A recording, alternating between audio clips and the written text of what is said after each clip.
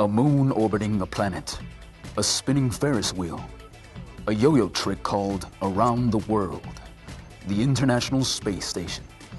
They've all got at least one thing in common. Find out how they all come full circle next on Real World.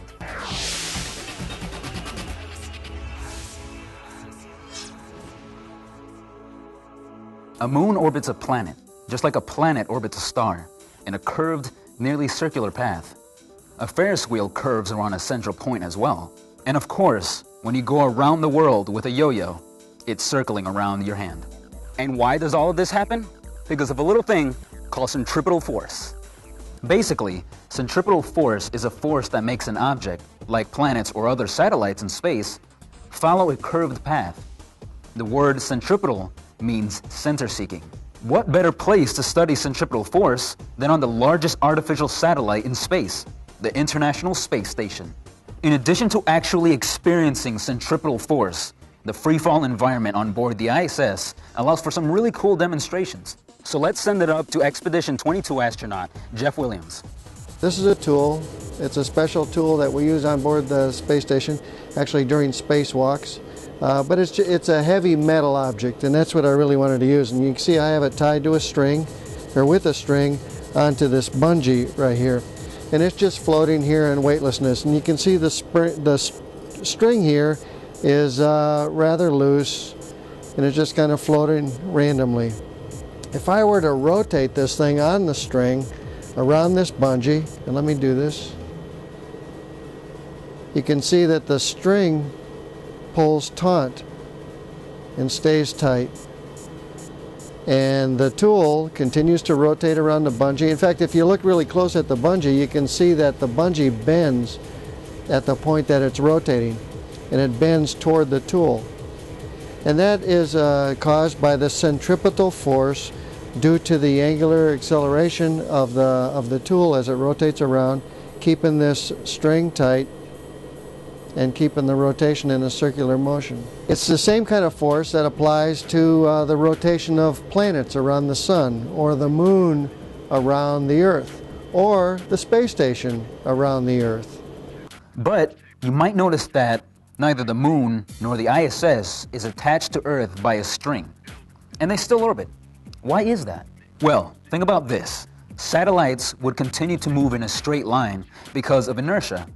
Remember that inertia is the tendency of an object to keep on doing what it was doing before something forced it to change. Gravity is the force causing that change. Satellites in orbit around Earth are being pulled toward Earth by Earth's gravity. Acceleration occurs because gravity is continuously changing the satellite's direction. To understand how this works, take a look at this. I've got a yo-yo and I'm going to spin it around my finger on this table. The string here is acting like the force of gravity. If I let go when the yo-yo is at this top point, where do you think the yo-yo's inertia is going to take it? Will it continue in a circular motion? As you can see, the yo-yo wants to keep moving in a straight line instead of a curved one. That's inertia. The string is the only thing that held the yo-yo in its circular path. The string simulates gravity. In the same way, the ISS is held in orbit by Earth's gravity. If, for some strange reason, Earth's gravitational pull disappeared, the ISS would continue in whatever direction it was heading. Here's Jeff with another demonstration of centripetal force. Okay, I've got this tea bag, and it's got tea in it, of course, and it's got air bubbles floating around here. The bubbles don't rise to the top in the absence of gravity in this weightless environment of the space station. But if I were to rotate this, and let's see if I can rotate it and keep it in your view of the camera. Let's watch what happens.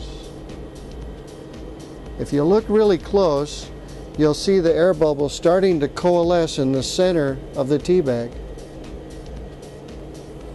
I'm going to try one more time. There's the bubbles spread throughout the tea, and if I rotate it,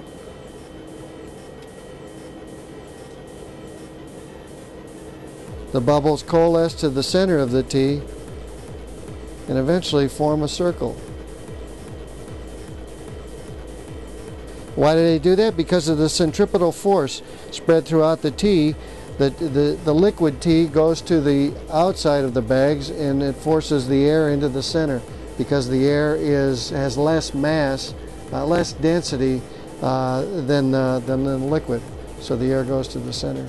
Centripetal forces affect things here on Earth, as well as in space.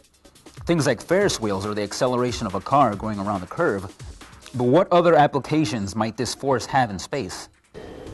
You've heard a lot of talk, perhaps, in regards to space exploration about artificial gravity. Perhaps you've seen some science fiction movies. For example, Star Trek, the TV show and the movies, they had gravity on board. They had some kind of a mysterious artificial gravity, make-believe, of course. But we've talked for years about artificial gravity on board a spacecraft, especially when you're going for a long period of time, for various reasons. One of the ways you could produce artificial gravity is by having a space station that rotates. Maybe very big, and the bigger it is, the slower the rotation would have to be to produce that centripetal force. Jeff said that the bigger the station, the slower it would have to spin to create the centripetal force needed to make that artificial gravity. To find out why, we have to check out the math. Centripetal acceleration is equal to the velocity of the object squared, divided by the radius of the object. Spin is velocity divided by radius. The radius is the distance from the center of the circle to any point on the circle. The spin and size of the radius are actually in inverse proportion. On a spinning station, the larger the radius, the smaller the rate of change needed to simulate gravity.